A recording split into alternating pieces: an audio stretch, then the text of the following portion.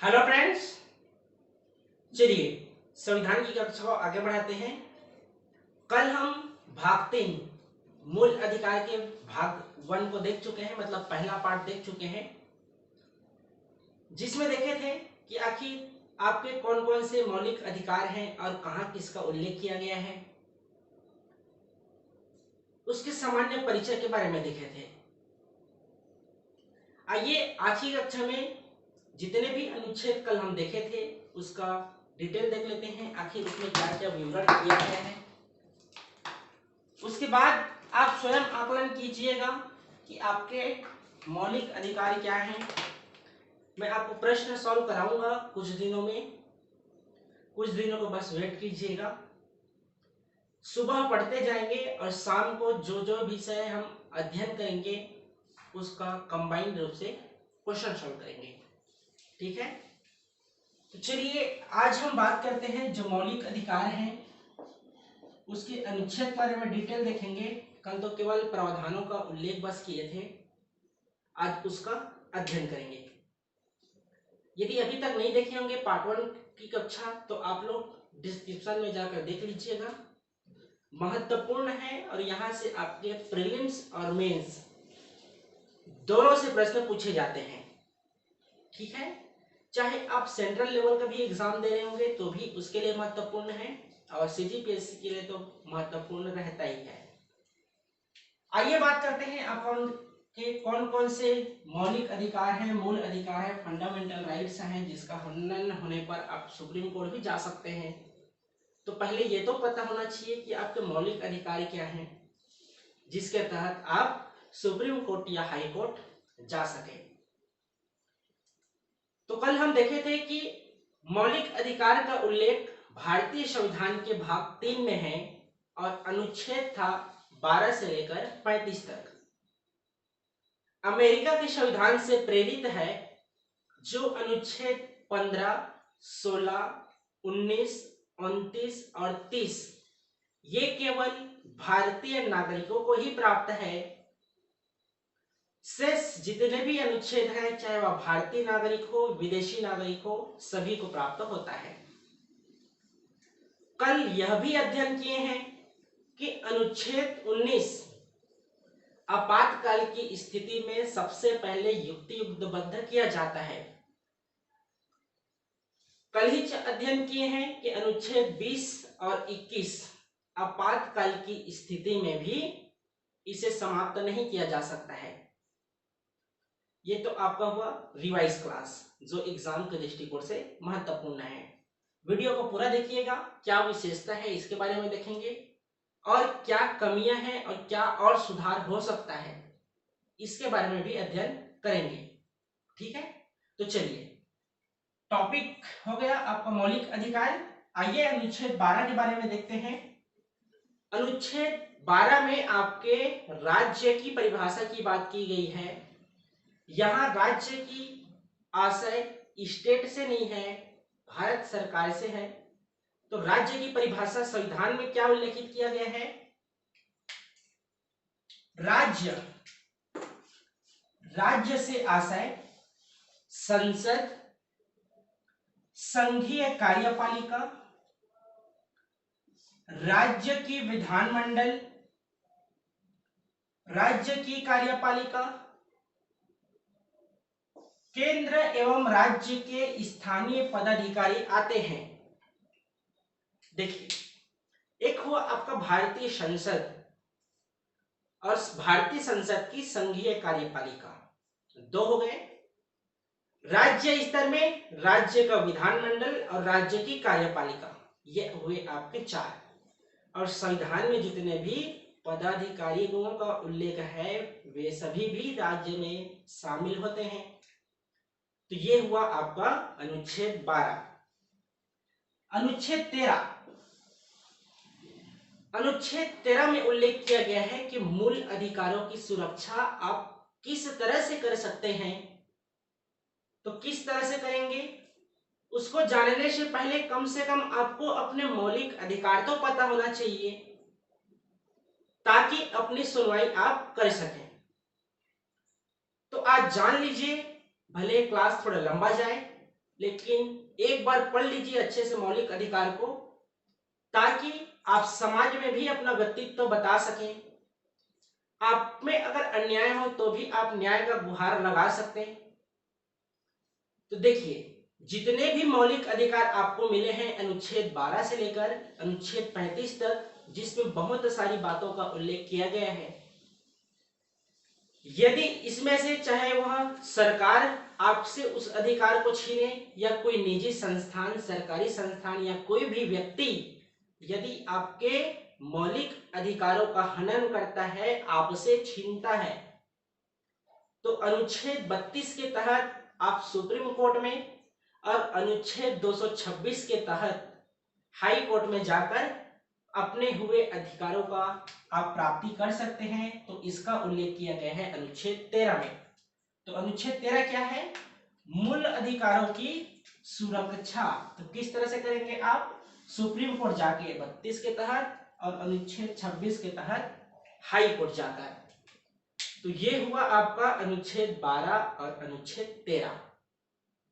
अब आइए बात करते हैं कौन कौन से आपके समानता के अधिकार हैं, कितने आपके स्वतंत्रता के अधिकार हैं, शोषण के विरुद्ध अधिकार क्या है, शिक्षा संबंधित बातें क्या हैं, अल्पसंख्यक समुदायों का क्या उल्लेख किया गया है, आरक्षण की बात कहाँ की गई है, आरक्षण किस आधार पर दिया जा रहा है, इन सभी के बारे में बात करेंगे। और अंत में देखेंगे कि किस तरह से आपके संवैधानिक उपचार हो सकते हैं, जिसे अनुच्छेद 32 को डॉक्टर भीमराव अंबेडकर जी के द्वारा स्वतंत्रता भारतीय संविधान की आत्मा कहा गया है। इसे अनुच्छेद 32 को। तो आइए देखते हैं अनुच्छेद 14 में क्या है। देखिए, अनुच्छेद 14 में उल्लेख किया गया है विधियों के समक्ष समानता एवं विधियों के समक्ष संरक्षण। विधियों के समक्ष समानता और विधियों के समक्ष संरक्षण की बात की गई है। जो कानून है सभी के लिए समान होगा और संरक्षण दिया जाता है, यह उल्लेख किया गया है अनुच्छेद 14 में। जहां आपके विधियों के समक्ष समानता की बात ब्रिटेन के संविधान से लिया गया है, ब्रिटेन के संविधान से प्रभावित है, जबकि वही संरक्षण का जो प्रावधान है अमेरिका के संविधान से प्रभावित है। इसको संवैधानिक स्रोत में भी बताया था और यहां भी याद रखेंगे। तो आइए देखते हैं विधि के समक्ष समानता और संरक्षण में क्या बात की गई है। यह एक वैधानिक अधिकार है जो भारतीय एवं विदेशीय दोनों नागरिकों के लिए है। जो कानून बना हुआ है और जिससे आपको न्याय मिल सकता है, वह आपका संविधान में लिखा गया है, इसलिए एक वैधानिक अधिकार है। चाहे वह भारतीय नागरिक हो, विदेशी नागरिक हो, दोनों के लिए समान इसलिए कहा गया है क्योंकि आप सभी के साथ समान रूप से व्यवहार करेंगे। यदि उनके बीच कोई अनैतिक गतिविधियां में वे शामिल हो तो आप उसे समाज में मुख्य धारा में लाने का भी प्रयास करेंगे ताकि समाज में समानता बने रहे। तो ये आपका उल्लेख किया गया है अनुच्छेद 14 में। अगला है अनुच्छेद 15। अनुच्छेद 15 में क्या है? किसी भी धर्म के व्यक्ति को धर्म, मूल वंश, जाति, लिंग या जन्म स्थान के आधार पर विभेद नहीं किया जा सकता, निषेध नहीं किया जा सकता। कहने का आशय है कोई भी व्यक्ति है, चाहे किसी भी धर्म समुदाय से बिलोंग करता हो, चाहे हिंदू, मुस्लिम, सिख, ईसाई, फारसी, जैन, बौद्ध, जो भी धर्म से संबंधित हो, उसका लिंग चाहे पुरुष हो या स्त्री हो या अन्य हो, वे कहीं भी निवास करता हो, इस आधार पर आप विभेद नहीं करेंगे कि आपको यह अधिकार नहीं दिया जाता है या जो भी कार्यक्रम हो रहा है उसे आपको इस हिस्से में हम आपको शामिल नहीं करेंगे। यदि सरकार के द्वारा कोई वैकेंसी आती है तब भी आप यह नहीं कह सकते कि ये समुदाय आप एग्जाम नहीं दे सकते हैं। अनुच्छेद 15 कहता है कि आप किसी को भी निषेध नहीं कर सकते हैं। और क्या उल्लेख किया गया है? तो इसको लिखना चाहे तो लिख लीजिएगा। 15(1) के तहत यह कहा गया है कुछ अपवाद है, जैसे 15(4) में अपवाद, 15(4) एक अपवाद है। जैसे देखिए क्या है, राज्य सामरिक एवं शैक्षणिक दृष्टि से पिछड़े वर्गों SC ST की उन्नति हेतु प्रायोजन करेगा। ये कहां उल्लेख किया गया है? अनुच्छेद 15(4) में। यदि समाज में समानता नहीं है, किस तरह से नहीं है? आपके जनरल वर्ग है, OBC वर्ग है, SC वर्ग है, ST वर्ग है, यदि इनकी संख्या आपके जो सरकारी नौकरी आती है उसमें मान लीजिए कम है, ठीक है, कम है, तब सरकार यह कर सकता है कि जो समुदायों की संख्या कम हो उनको आरक्षण दिया जा सकता है, ताकि सभी वर्गों का मुख्य धारा में एक साथ विकास हो सके। यह आपका उल्लेख करता है अनुच्छेद 15(4) में, जो कि अनुच्छेद 15 का एक अपवाद है कि पहले में आप कहते हैं कि निषेध, किसी का भी धर्म, लिंग, जन्म स्थान के आधार पर आप विभेद नहीं कर सकते, तो वहां विभेद की बात की गई है, जबकि 15(4) में मुख्य धारा में लाने के लिए आप उन्हें आरक्षण दे सकते हैं, इसकी बात की जाती है। तो ये हुआ आपका अनुच्छेद 15 और अनुच्छेद 15(4). अगला अनुच्छेद है 16। तो अनुच्छेद 16 में क्या उल्लेख किया गया है? लोक अभियोजनों में अवसर की समानता। लोक अभियोजन अर्थात जो सरकारी नौकरियां होती हैं जिनके लिए नोटिफिकेशन जारी होता है, जिसमें आप सभी लोग फॉर्म भरते हैं, किसके लिए? जॉब पाने के लिए। तो सभी को समान अधिकार है, चाहे वह किसी भी धर्म से संबंधित व्यक्ति हो, किसी भी जाति से संबंधित हो, कहीं भी वह निवास करता हो, लिंग वर्ग कोई सभी हो, सभी के सभी जो नोटिफिकेशन आई है नौकरी के लिए उसमें फॉर्म भर सकते हैं। तो इस तरह से समान अवसर है कि आप सभी गवर्नमेंट जॉब पा सकते हैं अपनी काबिलियत के अनुसार। लेकिन यहां पर फिर एक अपवाद है। क्या अपवाद है? अनुच्छेद 16(4). अनुच्छेद 16(4) कहता है कि सामरिक आधार पर आरक्षण SC ST OBC इनको आप दे सकते हैं। आधार कौन से लिए गए हैं? सामरिक आधार।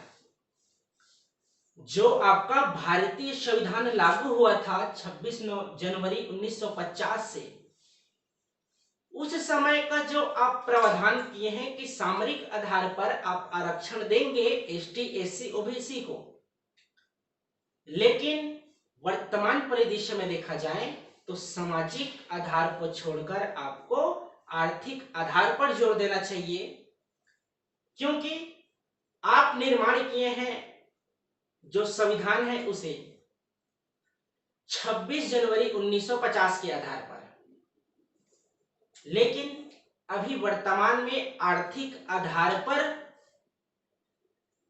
आरक्षण देने का प्रावधान करना चाहिए, क्योंकि 26 जनवरी 1950 की दौर कुछ और थी और अभी 2020 की दौर कुछ और है। तो ये उल्लेख किया गया है कि उनको आप आरक्षण देंगे अनुच्छेद 16(4) में, जबकि यही अनुच्छेद 16(4) का में यह कहा गया है कि यदि SC वर्ग है, ST वर्ग है, इनकी संख्या मान लीजिए जनरल वाले हैं, OBC वर्ग वाले हैं,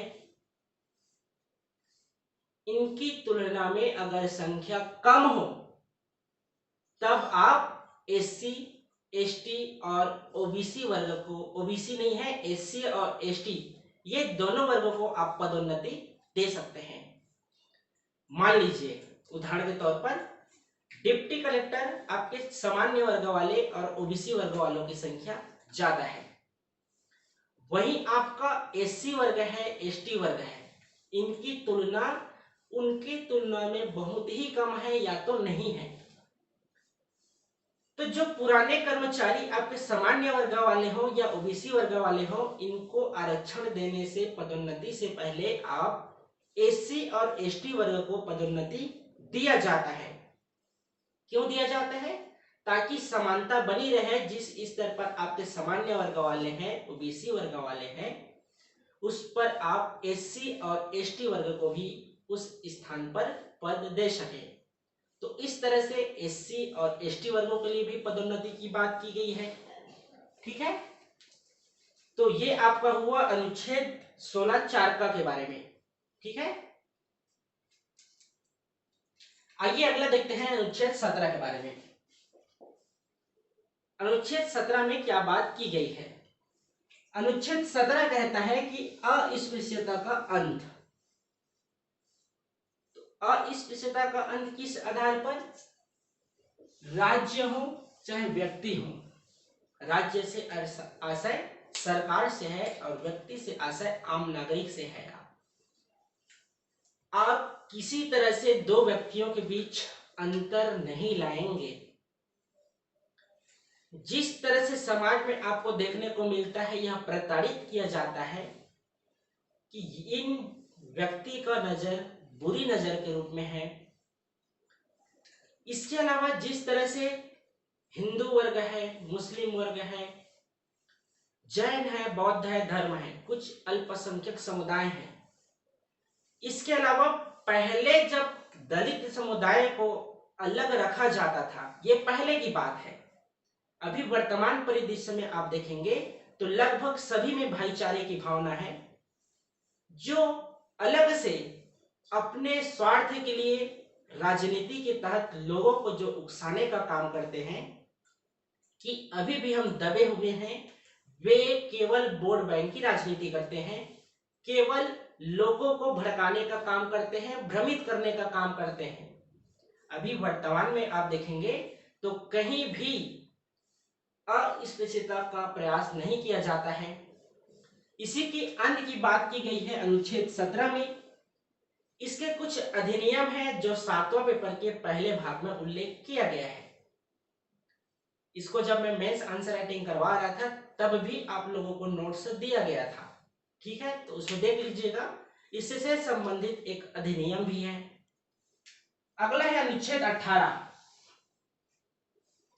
अनुच्छेद 18 में उपाधियों का अंत की बात की गई है। तो कौन सी उपाधि? जो भारत सरकार आपको अनुच्छेद 18 के तहत ही, याद रखेंगे इंपॉर्टेंट बात, अनुच्छेद 18 के तहत ही भारत सरकार आपको पद्मश्री, पद्म भूषण, पद्म विभूषण जो पुरस्कार दी जाती है, परमवीर पुरस्कार जो दिया जाता है, यह सभी आपके अनुच्छेद 18 के तहत ही दिए जाते हैं। तो जिस व्यक्ति को भी यह अधिकार प्राप्त होता है, वह अपने नाम के आगे या पीछे उपसर्ग या प्रत्यय के रूप में उस उपाधि का प्रयोग नहीं कर सकते हैं। क्यों नहीं कर सकते हैं? क्योंकि दो व्यक्ति अगर बात कर रहे हैं, सामने वाला व्यक्ति अगर कहता है कि मुझे पद्मश्री प्राप्त हुआ है और जो सामने वाला व्यक्ति है वे एक आम नागरिक है, तो उनके बीच जो वार्तालाप होगी क्या सही तरीके से हो पाएगा? तो बिल्कुल नहीं हो पाएगा, क्योंकि जो सामने वाला आपसे बात करना चाहता है, आप अगर अपने नाम के आगे एक टाइटल के रूप में जो पुरस्कार को उल्लेखित करेंगे तो वह आपके सामने मन की बात नहीं कर पाएगा। तो व्यक्तियों के बीच समानता और स्वतंत्रता के लिए उस उपाधियों का अंत किया गया है कि आप उस उपाधि का प्रयोग अपने नाम के आगे पीछे नहीं कर सकते हैं। तो ये है आपका 18 उपाधियों का अंत। एक और बात सुनिए, भारत के किसी व्यक्ति को यदि भारत से बाहर कोई पुरस्कार प्राप्त होता है तो उसे राष्ट्रपति से अनुमति लेना आवश्यक है। क्यों आवश्यक है? क्योंकि उसे भारत के बाहर पुरस्कार हो रहा है, तब भारत सरकार को भी यह पता होना चाहिए कि आपको कौन से पुरस्कार दिए जा रहे हैं, तो आप भारत सरकार को बताना अनिवार्य है, तभी आप उस पुरस्कार को ग्रहण कर सकते हैं। इसके अलावा कोई विदेशी नागरिक है और हमारे भारत में कार्य कर रहे हैं, अपनी नौकरी किसी भी जरिए से पैसे की कमाई कर रहे हैं और उस उस व्यक्ति को अपने देश में कोई पुरस्कार देने की बात घोषणा की जाती है, तो जो व्यक्ति भारत में लाभ प्राप्त कर रहे हैं, यहाँ कमाई कर रहे हैं, यहाँ निवासरत है, तो उसे भी हमारे भारत के राष्ट्रपति से अनुमति लेना पड़ेगा कि मुझे अपने देश में जो भी पुरस्कार प्राप्त हो रहे हैं उसे लेने जाना है। तो चाहे भारतीय नागरिकों को प्राप्त हो, विदेशी नागरिकों को, कोई भी अगर पुरस्कार प्राप्त होता है तो भारत सरकार को बताना, भारत सरकार नहीं, भारत के राष्ट्रपति को बताना अनिवार्य है। तो ये उल्लेखित हुआ आपका अनुच्छेद 18 के बारे में। आइए बात करते हैं अब स्वतंत्रता की बात, अनुच्छेद 18 तक हुआ समानता की बात। अनुच्छेद 19 यहां से आपका प्रारंभ होता है स्वतंत्रता का अधिकार। आइए बात करते हैं आपकी क्या क्या स्वतंत्रता है। अनुच्छेद 19 का क्या उल्लेख किया गया है? वाक एवं अभिव्यक्ति की स्वतंत्रता, वाक एवं अभिव्यक्ति की स्वतंत्रता, सभी व्यक्तियों को यह अधिकार प्राप्त दिया गया है। क्यों दिया गया है? ताकि आप में सर्वांगीण विकास हो सके, आप अपनी मन की बात लोगों के बीच पहुंचा सकें, अपनी भावनाओं को आप व्यक्त कर सकें। इसलिए अनुच्छेद 19 वाक एवं अभिव्यक्ति की स्वतंत्रता की बात की गई है। इसमें आपके जानने का भी अधिकार है कि अगर आप किसी भी जानकारी प्राप्त करना चाहते हैं तो यह अधिकार आपके अनुच्छेद 19 के तहत ही प्राप्त होता है। जो फोन टैपरिंग का मामला आता है, इसका निषेध किया जाता है अनुच्छेद 19 के तहत, निषेध किया जाता है कि आप किसी की फोन टैपरिंग नहीं करेंगे। इसके अलावा क्या अन्य अधिकार दिए गए हैं? तो देखिए, पहला प्रेस की स्वतंत्रता। प्रेस की स्वतंत्रता में है आप किसी की अवांछनीय आलोचना कर सकते हैं। सभी को अधिकार है कि आप लोगों का आलोचना बिल्कुल कर सकते हैं। किसके तहत? अनुच्छेद 19(1) वाक एवं अभिव्यक्ति के तहत। लेकिन अभी जो वर्तमान में आप देखे होंगे अर्नब गोस्वामी जी से गिरफ्तारी की गई है, उनकी प्रेस की स्वतंत्रता है, प्रेस की स्वतंत्रता है, लेकिन गिरफ्तारी का कारण उन्हें प्रेस की स्वतंत्रता अवांछनीय जो उन पे आलोचना की गई थी, जो मुंबई सरकार है उनके ऊपर, इसलिए उसकी गिरफ्तारी नहीं हुई है। इसके अंतर्गत वे किसी परिवार को उकसाने का काम किए थे, इस वजह से उन्हें गिरफ्तारी की गई है कि आपको अनुच्छेद 19(1) के तहत किसी भी व्यक्ति को आप हड़ताल के लिए उकसा नहीं सकते हैं, आंदोलन के लिए नहीं उकसा सकते हैं, नहीं आप किसी को आत्महत्या के लिए प्रेरित कर सकते हैं। ये सभी बातों का निषेध करता है अनुच्छेद 19(1) का कि आप हड़ताल के लिए, आप लोगों को आंदोलन कराने के लिए उकसा नहीं सकते हैं। तोड़फोड़ जिस तरह से आए दिन पश्चिम बंगाल में होते रहती है, तो उस तरह से आप लोगों को भड़काने के लिए काम नहीं कर सकते हैं। ये पूरी तरह से संविधान में पूर्णतः निषेध किया जाता है। ये आपके कोई अधिकार नहीं है कि आप लोगों को उकसाएंगे। ये हुआ प्रेस की स्वतंत्रता। दूसरा सूचना का अधिकार है। आप आरटीआई के तहत किसी भी जानकारी को प्राप्त कर सकते हैं। आपको जिसकी भी जानकारी चाहिए होगा, ये सूचना का अधिकार आपके अनुच्छेद 19(1) का में उल्लेख किया गया है। इसी के तहत आप मतदान का भी प्रयोग करते हैं। मतदान का अधिकार आपको भी 19(1) के तहत प्राप्त हुआ है कि आप स्वतंत्र हैं। आपके घर वाले भी जिन्हें वोट देने के लिए कहते हैं, अगर आप नहीं देते हैं तो अब भी आप स्वतंत्र हैं। आप अपने मत का प्रयोग स्वयं अपने आकलन के अनुसार कर सकते हैं कि जो आने वाला व्यक्तित्व है, जो समाज के लिए सही तरीके से निर्णय ले सकता है या नहीं ले सकता। 18 साल की उम्र में आप भी निर्णय ले सकते हैं कि आप किसका चुनाव करेंगे। तो मतदान का अधिकार, यह भी आपके अनुच्छेद 1 के तहत स्वतंत्रता का अधिकार है। आप कुछ बोलना ही नहीं चाहते तो चुप रहने का भी अधिकार ही है आपका। ये स्वतंत्रता का अधिकार है। आपको कोई दबाव नहीं बना सकता कि आपको बोलना ही पड़ेगा। तो इस तरह से चुप रहने का अधिकार आपके वाक एवं अभिव्यक्ति की स्वतंत्रता के अंतर्गत आता है। अभी जो आप इस वीडियो को देख रहे हैं, कक्षा की वीडियो को देख रहे हैं, हो सकता है, उम्मीद करता हूं आप लोग पुनः देखकर नोट्स भी बनाएंगे। तो जो आप इंटरनेट का प्रयोग करते हैं, मैं जिस बातों का उल्लेख किया हूं, आप हो सकता है उसे गूगल भी करेंगे कि मैं आपको सही बताया हूं, सही पढ़ाया हूं, समझाने का प्रयास सही तरीके से किया हूं या नहीं किया हूं। तो जो आप इंटरनेट का जो प्रयोग करते हैं, यह भी आपका अनुच्छेद 19(1) के तहत ही मिलता है। तो ये प्रश्न पूछा भी गया है, याद रखेंगे। तो अनुच्छेद 19(1) का उसका आंसर था कि इंटरनेट चलाने का अधिकार आपके वाक एवं अभिव्यक्ति की स्वतंत्रता के अंतर्गत आता है। अगला देखिए अनुच्छेद 19(ख). अनुच्छेद 19(ख) में क्या है? शस्त्र विहीन सम्मेलन की स्वतंत्रता।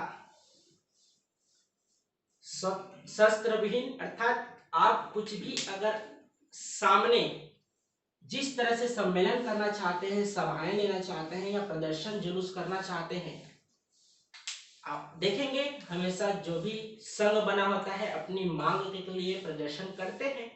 सभाएं आयोजित सरकारों के द्वारा भी की जाती है और जिन अधिकारियों का संघ होता है वे भी सभाएं करते हैं। लेकिन उस सभा में, उस सम्मेलन में आप शस्त्र ले जाकर सम्मेलन नहीं कर सकते, क्योंकि यह पूरी तरह से निषिद्ध है। तो केवल आप शस्त्र विहीन अर्थात शस्त्र वहां आप नहीं ले जा सकते, उसके बाद आप कहीं भी सभा और प्रदर्शन कर सकते हैं। सिर्फ आप बंद और हड़ताल, जिस तरह से भारत बंद का आह्वान किया जाता है, भूख हड़ताल की जाती है, ये सभी संविधान में लिखा नहीं गया है कि आप भारत बंद करने की बात करेंगे किसी एक पर्टिकुलर व्यक्ति के कारण। आप अपनी मांग के लिए किसी भी कंपनी में लगातार कई दिनों तक हड़ताल नहीं कर सकते हैं।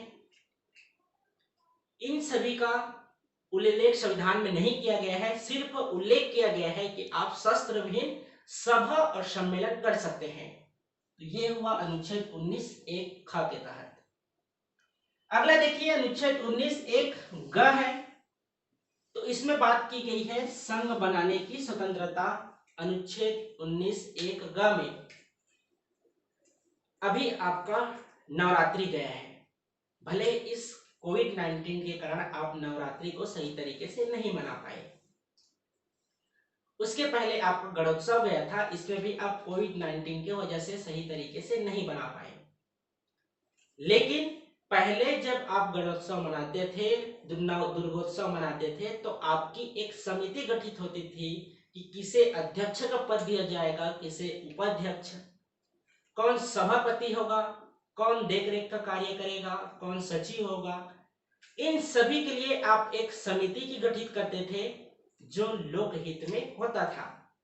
तो यह अधिकार आपको अनुच्छेद 19(1) ग के तहत ही होता है, जिनमें आप देखेंगे शिक्षक संघ होता है, शिक्षक संघ तो सुने ही होंगे, व्यापारी संघ होता है, जितने भी व्यापारी रहते हैं वे अपनी मांगों के लिए आंदोलन सभाएं करते रहते हैं। शिक्षक संघ है, ये भी अपने मांग के लिए रायपुर हमेशा आप देखेंगे जाते ही रहते हैं। तो आप संघ बना सकते हैं।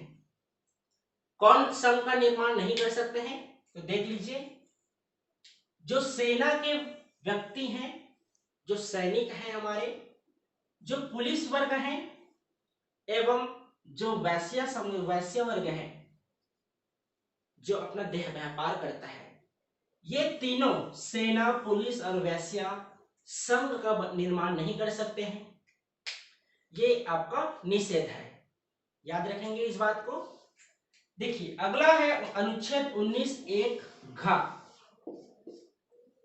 अनुच्छेद 19(1) घ में क्या है? अबाध संचरण की स्वतंत्रता। अबाध संचरण से आशय है आप बिना शस्त्र लिए हुए भारत के किसी भी क्षेत्र में निवास कर सकते हैं। लेकिन कुछ ऐसे क्षेत्र हैं जहां जनजातीय लोग आपके सामने सही तरीके से अपना संतुलन नहीं बैठा सकते। इसलिए अगर हम छत्तीसगढ़ के परिदृश्य में देखें तो अबुझमाड़ क्षेत्र में आप इस तरह घूमने के लिए नहीं जा सकते हैं, क्योंकि वहां हमारे जनजातीय लोग निवास करते हैं। उनकी एक अलग वेशभूषा है, भाषा संस्कृति अलग ही है। जबकि आप मुख्य धारा से जुड़े हुए लोग हैं, आपका ड्रेस वेशभूषा कुछ अलग रहेगा, उनका कुछ अलग रहेगा।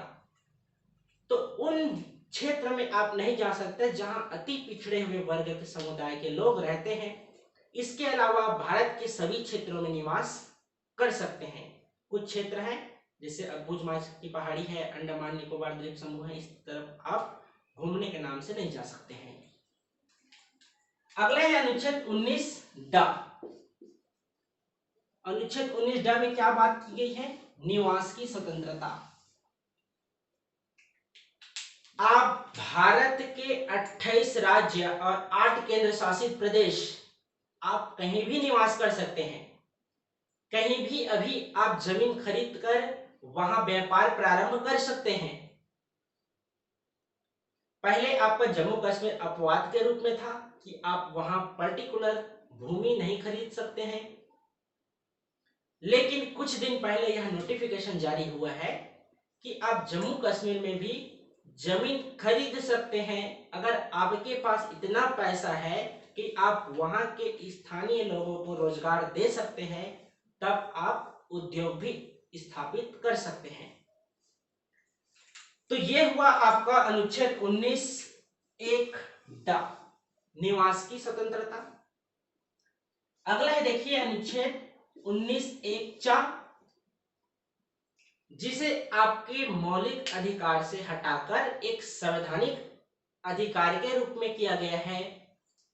और अनुच्छेद 19(1) च जो है उसे संपत्ति के अधिकार को ट्रांसफर कर दिया गया है 44वें संविधान संशोधन 1978 के तहत अनुच्छेद 300 क में। देखिए, संपत्ति के अधिकार आपको कल भी बताया था कि जो लोकहित के लिए आपका जो घर है चौराहों के बीच में है, जहां आए दिन दुर्घटना हो रही है, तो सरकार आपको उस घर के बदले उसका जिस तरह से मुआवजा हो सकता है आपको पूरी तरह से सरकार के द्वारा दिया जाएगा। यदि जहां जरूरत ही नहीं है और सरकार आपसे वह जमीन प्राप्त करना चाहता है, तो यह एक संवैधानिक अधिकार भी है कि आप सुप्रीम कोर्ट, हाई कोर्ट जा सकते हैं कि उस भूमि पर सरकार जबरदस्ती अधिग्रहण करना चाहता है और मैं उसका मुआवजा नहीं लेना चाहता। तो ये हुआ आपका अनुच्छेद 19(1) च। अगला है देखिए अनुच्छेद 19(1) झ। झ में क्या बात की गई है? तो व्यापार की स्वतंत्रता की बात की गई है। अब भारत के सभी राज्यों में अपना व्यापार उद्योग स्थापित कर सकते हैं, लेकिन आप मादक पदार्थों का व्यापार नहीं करेंगे, जिसके अंतर्गत ड्रग्स, कोकीन, इन सभी का व्यापार नहीं कर सकते हैं। इसके अलावा आप देह व्यापार भी नहीं कर सकते हैं। तो ये हुआ आपका व्यापार की स्वतंत्रता, जिसमें आप मादक पदार्थों का और देह व्यापार का, इन दोनों का व्यापार नहीं कर सकते, यह पूरी तरह से निषेध है। तो इस तरह से हुए अनुच्छेद 19 में इतने बातों का उल्लेख किया गया है और आपको पता होना चाहिए कि आपके कौन से मूल अधिकार हैं और कहां उल्लेखित किया गया है। और इन सभी को प्रश्न में पूछे भी गए हैं और पूछे जाते हैं, तो इसको आप नोट से बना लीजिएगा। अगला देखिए अनुच्छेद 20। अनुच्छेद 20 क्या कहता है? तो दोष सिद्धि के विरुद्ध संरक्षण की बात करता है। दोष सिद्धि अर्थात दोहरे दंड से आरक्षण, दोहरे दंड से संरक्षण, तत्कालिक आधार पर सजा और स्वयं के विरुद्ध साक्षी की बात की जाती है अनुच्छेद 20 में। नहीं समझे? आइए समझते हैं। अनुच्छेद 20 है, अनुच्छेद 20 है, मान लीजिए अभी जितने भी नियम कानून चल रहे हैं, तो आप देखेंगे समय के अनुसार ही उस पर अपडेट किया जाता है, उस पर सुधार की जाती है। ठीक है, मान लीजिए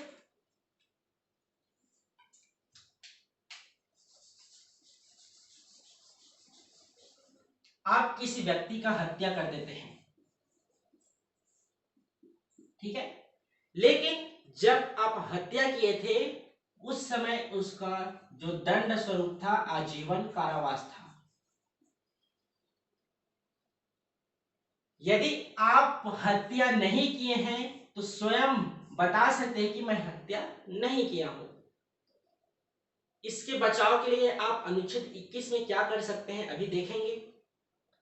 जो आजीवन कारावास है, जिस समय आप हत्या किए थे उस समय आपको आजीवन कारावास मिला था, लेकिन आपकी सुनवाई हुई क्या कि आपको आजीवन कारावास मिलेगा। उसके बाद एक नई कानून आती है कि अगर जो व्यक्ति अब हत्या करेगा, किसी व्यक्ति की हत्या कर देता है, मर्डर कर देता है, तो उसे आजीवन कारावास के स्थान पर मृत्यु दंड दिया जाएगा। तो आप कब हत्या किए हैं? जब सुनवाई हो गई थी आजीवन कारावास के बाद, उसके बाद जो नियम कानून आया है उसमें मृत्यु दंड की बात की गई है, तो आपको आजीवन कारावास ही मिलेगा, क्योंकि जब आप हत्या किसी व्यक्ति का किए थे तो उस समय उसके दंड का प्रावधान कुछ और था। तो यही बात की गई है कि तत्कालिक आधार पर सजा दी जाएगी और स्वयं के विरुद्ध आप साक्षी भी आप स्वयं के विरुद्ध बता भी सकते हैं कि मैं हत्या नहीं किया हूं। अगला क्या है? दोहरे दंड से संरक्षण। यदि मान लीजिए आप हत्या किए ही नहीं है और आपकी आजीवन कारावास हो जाती है, उसके बाद मान लीजिए आप हत्या करते हैं तो उसकी तो आप दंड के स्वरूप प्राप्त कर चुके हैं कि आप आजीवन कारावास झेल चुके हैं। तो ये हुआ आपका अनुच्छेद 12 से लेकर 20 तक। आज अनुच्छेद 32 कंप्लीट करेंगे ही। तो चलिए मिलते हैं फिर। अभी मैं इसको मिटा के फिर लिखता हूँ, फिर बात करते हैं।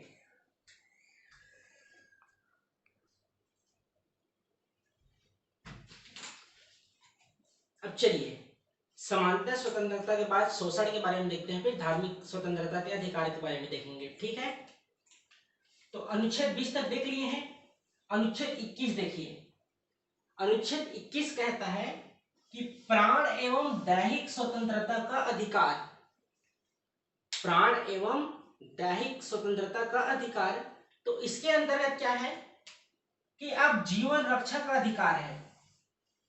आपके लिए जीवन के लिए जितने दैनिक उपयोग की चीज हैं, सरकार वह आवश्यकता अनुसार देने का प्रयास करेगा। इसके अलावा क्या है? प्रदूषण रहित वातावरण पाने का अधिकार। प्रदूषण रहित वातावरण पाने का अधिकार। देखिए कुछ राज्यों में अभी कोविड-19 को ध्यान में रखते हुए पटाखों पर बैन किया गया है। तो क्या एकमात्र ऐसा फटाका ही है जिससे वायु को प्रदूषित होता है? सबसे ज्यादा प्रदूषित आपका दिल्ली शहर, हमेशा वहां आपको प्रदूषण देखने को मिलता है। इसीलिए वहां जो छात्र हैं, जो बच्चे हैं, बीच में आप देखेंगे कि प्रदूषण को ध्यान में रखते हुए वे सुप्रीम कोर्ट गए थे, जिसके कारण पटाखों पर बैन पिछले वर्ष लगाया गया था। ठीक है, तो देखिए प्रदूषण रहित आपको यह अधिकार है कि जिससे भी वातावरण प्रदूषित होती है, आप सुप्रीम कोर्ट या हाई कोर्ट जाकर उस उद्योग संस्थान जिस तरह से अभी पटाखों पर बैन किया गया है उन पर भी बैन लगवा सकते हैं, क्योंकि वह आपके प्राण एवं दैहिक की स्वतंत्रता है। तो उसके लिए आप जो कर सकते हैं सुप्रीम कोर्ट और हाई कोर्ट में जाकर कर सकते हैं। अगला है शयन का अधिकार।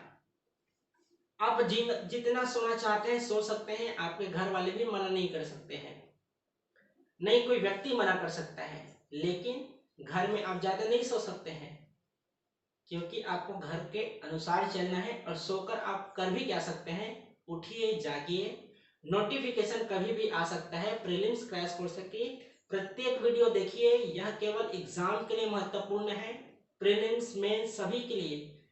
इससे मैं तो जहां तक बोलूंगा, इससे आपको डिटेल शायद यूट्यूब में मौलिक अधिकार का वीडियो नहीं मिल पाएगा। तो दोनों पार्ट में है, कल भी पढ़े थे, आज दूसरा पार्ट है। कोशिश करूंगा इसकी विशेषताएं, क्या कमियां हैं, संवैधानिक उपचार, इसका एक अलग पार्ट बना दूंगा क्योंकि कक्षा काफी लंबा हो चुका है। ठीक है, 3 पार्ट में मौलिक अधिकार अगर आप सही तरीके से अध्ययन करते हैं तो निश्चित रूप से आप मेंस भी लिख लेंगे। प्रीलिम्स से तो क्वेश्चन छूटेगा ही नहीं जब यहां से क्वेश्चन आएंगे तो। ठीक है, विदेश जाने का अधिकार, जो विदेश जाने का आपका अधिकार है, यह भी अनुच्छेद 21 के तहत है कि आप किसी भी देश से घूमकर आ सकते हैं।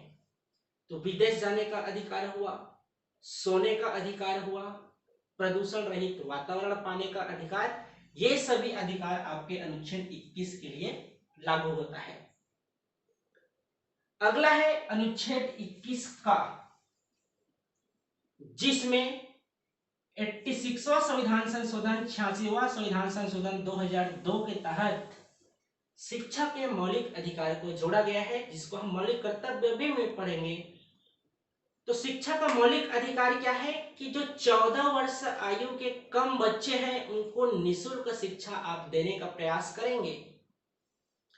सरकारी स्कूलों में आप उन्हें निःशुल्क शिक्षा देंगे ही देंगे। कितने आयु वर्ग के बच्चों को?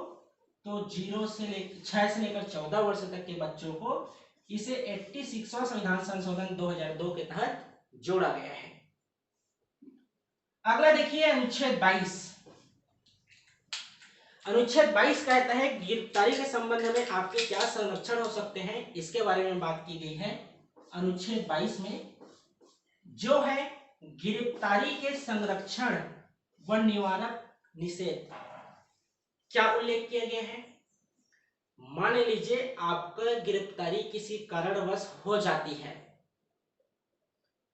आप अन्याय नहीं किए हैं और आपकी गिरफ्तारी हो जाती है, तो सबसे पहले जो गिरफ्तार करने वाले पुलिस अधिकारी आए हैं उनको बताना पड़ेगा कि आपकी गिरफ्तारी किस कारण से की जा रही है। ठीक है, आपको गिरफ्तारी हो जाती है और आपका अगर अन्याय हुआ है, आप मानते हैं कि मेरी गलती नहीं है फिर भी मुझे सजा दी जा रही है, तो आप अपने पसंद के किसी भी अच्छे वकील को न्याय पाने के लिए रख सकते हैं। कोई पुलिस अधिकारी चाहे पुरुष वर्ग को हो महिला वर्ग को हो, अगर गिरफ्तारी करती है तो जितने भी निकटस्थ न्यायालय हैं, उस थाने के निकट जो भी न्यायालय होंगे, उस न्यायालय में आपको 24 घंटे के अंदर पेश करना अनिवार्य है कि इस व्यक्ति की गिरफ्तारी किस कारण से हुई है, आपको भी बतानी पड़ेगी और उस न्यायालय में भी बताना पड़ेगा। इसी में संध्या के दौरान, जैसे ही संध्या होता है उसके बाद महिलाओं की गिरफ्तारी नहीं की जाती है। तो ये हुआ आपका अनुच्छेद 22, जिसमें गिरफ्तारी के संबंध में कुछ संरक्षण दिए गए हैं और आप उससे बचने के लिए कुछ प्रावधान है। तो आप जैसे कारण बताना ही पड़ेगा, 24 घंटे में पेश होना ही पड़ेगा और वकील आप रख सकते हैं। अगला अनुच्छेद है 23। अनुच्छेद 23 क्या कहता है? मानव दुर्व्यापार एवं बलात् श्रम निषेध। मानव व्यापार एवं बलात् श्रम निषेध। तो देखिए, जो ग्रामीण अंचल के लोग रहते हैं, अगर कमाने की दृष्टिकोण से देखें तो जैसे हमारे बिहार वाले हैं, हमारे छत्तीसगढ़ वाले हैं, झारखंड वाले हैं, ये कहीं ना कहीं दूसरे राज्य कमाने खाने के लिए जाते हैं। अब जो ठेकेदार व्यक्ति रहता है, जो उस मालिक, जो उस संस्था में जो कार्य करने वाले रहते हैं, उसका मालिक जो रहता है, उन्हें बंधुआ बना दिया जाता है। उनकी वे घर जाना भी चाहते हैं तब भी उन्हें घर जाने नहीं दिया जाता है। उनसे केवल मजदूरी मजदूरी और मजदूरी ही कराई जाती है। और उन मजदूरी के बदले यदि उनका सही तरीके से वेतन नहीं दिया जाता है, जितना वे काम करते हैं उसके अनुसार उनकी वेतन नहीं दी जाती है, तो यह एक तरह से मानव दुर्व्यापार है जिस पर निषेध की बात की गई है। अगर इस तरह की कोई घटना घटित होती है तो आप हाई कोर्ट जा सकते हैं अनुच्छेद 226 के तहत, और सुप्रीम कोर्ट भी जा सकते हैं अनुच्छेद 32 के तहत। तो ये हुआ आपके बंधुआ मजदूर और परिश्रमिक के बारे में। अगला है अनुच्छेद 24। अनुच्छेद 24 क्या कहता है? कारखानों में बालकों का निषेध। कारखानों में बालकों का निषेध अर्थात चाहे वह निजी संस्थान हो या सरकारी संस्थान हो, चाहे कोई रेस्टोरेंट हो, जो 14 वर्ष से कम आयु के बच्चे हैं आप उनसे कार्य नहीं करवा सकते हैं, क्योंकि संविधान में यह पूरी तरह से उल्लेखित किया गया है कि बलात्श्रम निषेध है। तो इसमें के लिए जो अधिनियम बने हैं आप सातों पेपर में नोट्स में देख लीजिएगा जिनके पास होगा। जितने भी हम मौलिक अधिकार पढ़ रहे हैं यहीं से ही आपके 7वां पेपर जो एक्ट है उसको जोड़ा गया है। तो अधिनियम आपका 7वें पेपर में है, तो कभी भी पढ़ेंगे तो 7वें पेपर में पढ़ेंगे। तो ये हुआ आपके अनुच्छेद 24 के बारे में। अगला है अनुच्छेद 25। अनुच्छेद 25 क्या कहता है? अंतःकरण से किसी भी धर्म को मानने की स्वतंत्रता। आप स्वतंत्र हैं।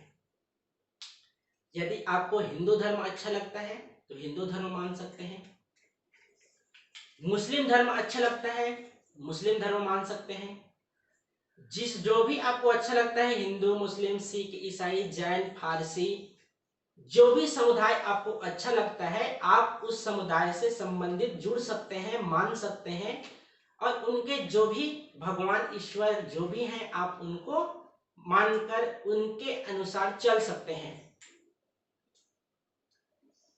इसी अनुच्छेद के अनुसार आपको जो हिंदू समुदाय वाले व्यक्ति रहते हैं उन्हें जटायु और तिलक लगाने का भी अधिकार मिलता है।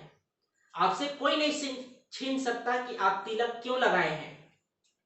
इसके अलावा जो मुस्लिम समुदाय के वर्ग के लोग रहते हैं, पुरुष वर्ग जिस तरह से वे दाढ़ी लगाते हैं, दाढ़ी बढ़ाकर रखते हैं, वे भी एक तरह से उनका मौलिक अधिकार है जिनसे कोई भी व्यक्ति उनको वंचित नहीं किया जा सकता, क्योंकि संविधान ने पूरी तरह से निःशुल्क लिखा हो गया है कि अंतःकरण से किसी भी धर्म को मानने की स्वतंत्रता है, आप उन पर दबाव नहीं बना सकते हैं।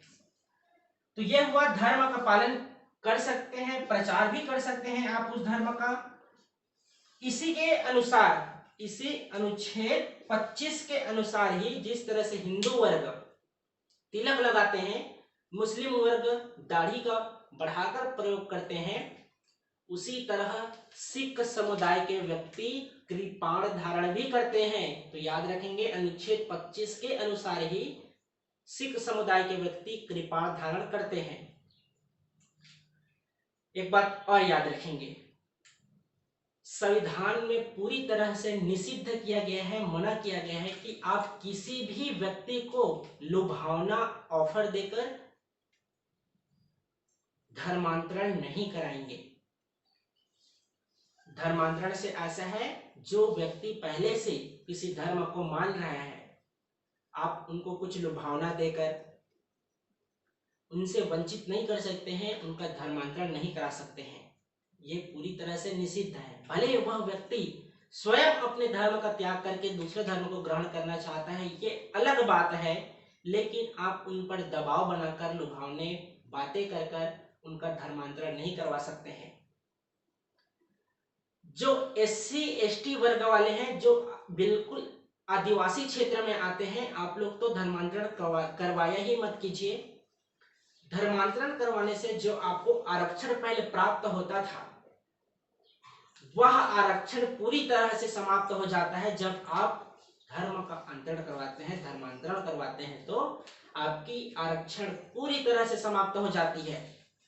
नहीं तो आपको कहीं जॉब मिलने की संभावना है। क्यों? क्योंकि जब आप अपने कैटेगरी से जॉब नहीं प्राप्त कर सकते हैं तो क्या आप जनरल वर्ग, सामान्य वर्ग से जॉब प्राप्त कर सकते हैं? क्या पिछड़े वर्ग में आप ज्वाइन होकर, क्या एसटी एससी अगर आप उस समुदाय से लेकर जॉब नहीं पाए तो क्या उनसे आप टारगेट कर सकते हैं?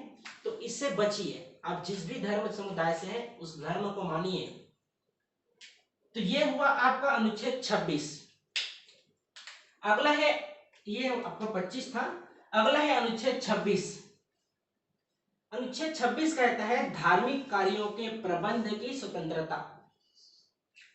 प्रबंध की बात की जा रही है कि जिस तरह से आप दुर्गा पंडाल बनाते हैं, गणेश पंडाल बनाते हैं, शहरों में देखेंगे जगह का अभाव होता है तो कहीं भी गली में जो मेन रोड रहता है जहां से आवागमन होती है उस स्थानों पर वे पंडाल का निर्माण कर लेते हैं।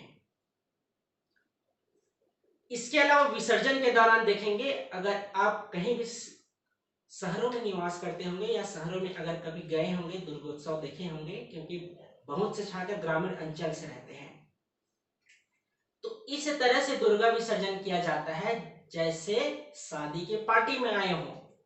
शराब का सेवन अनिवार्य है। जब तक उसका वे सेवन नहीं कर रहेंगे तब तक दुर्गा विसर्जन या गणेश विसर्जन नहीं किया जाता।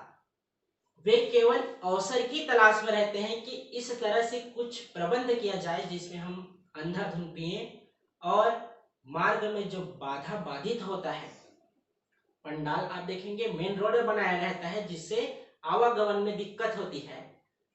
तो जब लोकहितकारी ना हो, आवागमन में दिक्कत हो रही हो, स्वास्थ्य से संबंधित सही तरीके से ना हो, तो सरकार उस पर निषेध कर सकती है, सुप्रीम कोर्ट उस पर रोक लगा सकता है। यदि आप मेन रोड पे अगर दुर्गा पंडाल लगाए हैं तो उसको स्थानांतरित करवाया जा सकता है ताकि जो आम जनता है उनको किसी भी तरह से परेशानी ना हो। लेकिन जो आप पंडाल का निर्माण करते हैं अनुच्छेद 26 के तहत ही करते हैं, याद रखिएगा। अगला है अनुच्छेद 27। धर्म की अभिवृद्धि के लिए किए करों के सदाय में स्वतंत्रता। जिस भी धर्म के संबंधित उनकी संख्या यदि अति अल्प हो और उनसे लोग जुड़ना चाहते हैं तो आप उनसे कोई कर नहीं लेंगे। इनकी पूरी तरह से स्वतंत्रता है कि धर्म की अभिवृद्धि के लिए आप उनसे कर नहीं लेंगे। तो ये आपका अनुच्छेद 27 हुआ। अनुच्छेद 28 में उल्लेख किया गया है कोई भी राजकीय संस्था शिक्षण संस्थान नहीं दे सकती है। जो सरकारी संस्थान है जहां अध्ययन अध्यापन कराया जाता है, आप धार्मिक शिक्षण नहीं दे सकते हैं कि वह समुदाय अच्छा है कि दूसरा समुदाय अच्छा है। जो आप सिलेबस में है केवल उसी का अध्ययन करेंगे और अध्यापन भी कराएंगे, लेकिन किसी व्यक्ति को किसी एक धर्म का ही ज्यादा वर्णन नहीं करेंगे और न ही किसी संस्थान का निर्माण करने का आप उनको आग्रह करेंगे। अगला है अनुच्छेद 29। अनुच्छेद 29 में उल्लेख किया गया है किसी भी अल्पसंख्यक वर्ग को, जो अल्पसंख्यक 6 वर्ग हैं, अभी देखेंगे कौन कौन से हैं, उन्हें अपने भाषा, लिपि, संस्कृति को बनाए रखने हेतु वे जो भी गतिविधियां करना चाहते हैं कर सकते हैं। एक बार और रिपीट करता हूं, अनुच्छेद 29 है किसी भी अल्पसंख्यक वर्ग को अपनी भाषा, लिपि, संस्कृति को बनाए रखने का अधिकार है। तो जो अनुच्छेद 29 और 30 है सिर्फ भारतीय नागरिकों को प्राप्त हुआ है। इसके पहले भी हम देखे हैं 3 और अनुच्छेद हैं, उसको आप लोग कमेंट करके बताइएगा। क्वेश्चन अभी लिख देता हूं, कमेंट करके सभी बताइएगा। भारतीय संविधान के वे 5 अनुच्छेद कौन कौन से हैं, केवल नाम लिख दीजिएगा अनुच्छेद का, जो सिर्फ भारतीय नागरिकों को ही प्राप्त हुआ है।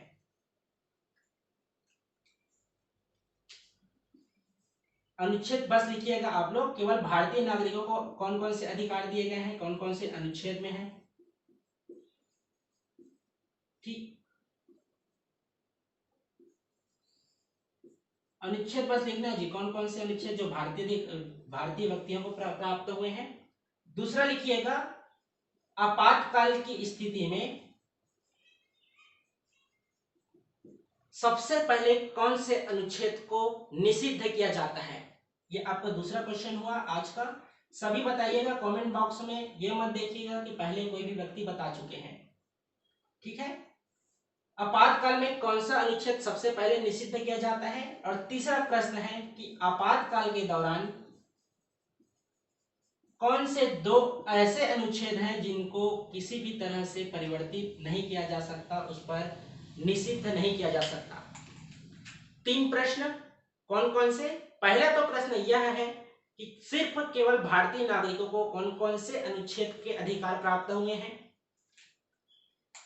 दूसरा, आपातकाल की स्थिति में सबसे पहले किस अनुच्छेद को युक्तियुक्तबद्ध किया जाता है। तीसरा है, आपातकाल की स्थिति में कौन से ऐसे 2 अनुच्छेद हैं जिन पर कभी भी निषिद्ध नहीं किया जा सकता।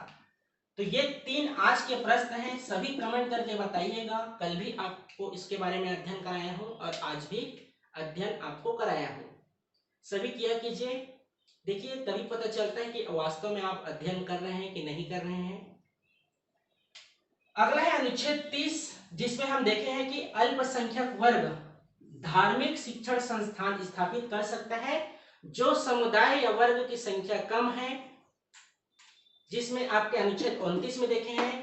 और अनुच्छेद 30, अल्पसंख्यक वर्ग अपने धार्मिक शिक्षण संस्थान स्थापित कर सकते हैं यदि उनकी संख्या कम है और बढ़ोतरी करना चाहते हैं तो शिक्षण संस्थान स्थापित कर सकते हैं। इसी के तहत आप मदरसा सुने होंगे। तो देख लीजिए कौन कौन से 6 वे अल्पसंख्यक समुदाय हैं। तो 6 अल्पसंख्यक समुदाय कौन कौन सा है। पहला जैन है, दूसरा बौद्ध है, तीसरा सिख है, चौथा मुस्लिम है, पांचवा पारसी है और छठवा ईसाई वर्ग से संबंधित जो धर्म के लोग हैं उन्हें जैन धर्म, सिख, मुस्लिम, पारसी और ये ईसाई, ये 6 आपके वे अल्पसंख्यक वर्ग हैं। यदि इनकी संख्या कम है तो वे शिक्षण संस्थान स्थापित कर सकते हैं। इसका उल्लेख किया गया है अनुच्छेद 30 में। अगला अनुच्छेद है 31, जहां संपत्ति के अधिकार की बात की गई थी, जिसे 44वें संविधान संशोधन 1978 के तहत अनुच्छेद 300 में जोड़कर एक वैधानिक अधिकार दे दिया गया है। अनुच्छेद 32 में है आपका संवैधानिक उपचारों का अधिकार के बारे में। ये थोड़ा लंबा टॉपिक है तो इसके बारे में कल अध्ययन करेंगे। इसके अलावा बात करेंगे कि आखिर मूल अधिकारों की क्या क्या विशेषताएं हैं और इसमें मूल अधिकार में क्या कमियां हैं। इन सभी के बारे में कल पार्ट 3 में इसका अध्ययन करेंगे। तो इस तरह से हुआ, कल की कक्षा में प्रारूप देखे थे, आज उसका डिटेल देखे हैं और कल आपके संवैधानिक उपचारों के बारे में देखेंगे कि किस तरह से आपके मौलिक अधिकारों का हनन होता है। तो आप हाई कोर्ट 226 के तहत और सुप्रीम कोर्ट अनुच्छेद 32 के तहत सीधे तौर पर आप जा सकते हैं। तो इस वीडियो को लाइक कीजिएगा, कमेंट कीजिएगा, वीडियो कैसा लगा जरूर बताया कीजिए और अपने दोस्तों के बीच अधिक से अधिक शेयर कर दीजिए। क्योंकि देखिए सबसे महत्वपूर्ण क्रैश कोर्स अभी चल रहा है आपका, जिसमें भारत का भूगोल है और भारतीय संविधान है। आप यूट्यूब में भी सर्च कर लीजिएगा। इस तरह से आपको मूल अधिकार, फंडामेंटल राइट्स, मौलिक अधिकार का वीडियो नहीं मिल पाएगा। इतने विस्तार से कोई नहीं पढ़ाते हैं, नहीं कोई कोचिंग संस्थान वाले। तो अच्छे से नोट्स बना लीजिएगा और निश्चित रूप से अगर आप प्रश्न सॉल्व करेंगे तो देखेंगे कि यहीं से पूरे प्रश्न आपको देखने को मिल जाएगा। चलिए मिलते हैं फिर शाम को भारत के भूगोल की कक्षा में और कल संविधान की कक्षा में बात करेंगे संवैधानिक उपचारों के अधिकार के बारे में। आज के लिए धन्यवाद।